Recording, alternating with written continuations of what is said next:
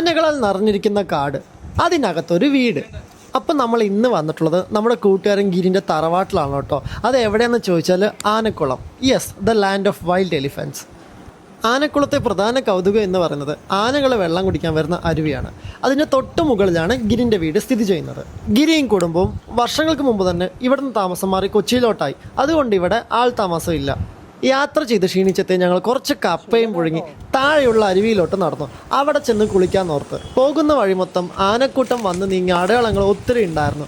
അതുകൊണ്ട് തന്നെ പേടിച്ച് വീഴിച്ചാണ് ഞങ്ങൾ ഓരോ സ്റ്റെപ്പും മുമ്പോട്ടെടുത്ത് വെച്ചത്. അരുവിയിൽ നിന്ന് മീൻ പിടിച്ച് കപ്പയ്ക്ക് തൊട്ടുകൂട്ടാം എന്നുള്ള ഉദ്ദേശം കൊണ്ടാണ് ഞങ്ങൾ നടന്നു നീങ്ങുന്നത്.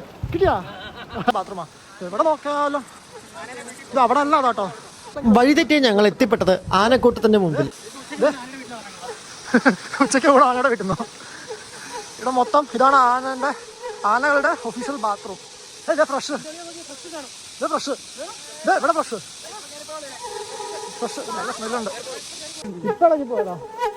ഇച്ചിരി മുമ്പിലോട്ട് നടന്ന ആനന്റെ